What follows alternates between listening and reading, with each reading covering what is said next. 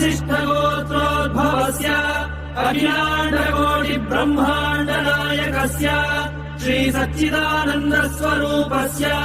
सूर्यवंशपावनस्य श्रीमदिक्ष्वाकुकुलवंशोद्भवस्य श्रीरघुमहाराजवर्मणः प्रपौत्राय अजमहाराजवर्मणः पौत्राय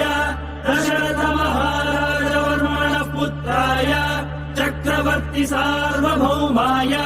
श्रीमहाविष्णु अवतारभूताय Bharatkhand आत्मस्वरूपाय श्रीपट्टाभिरामचन्द्रस्वामिने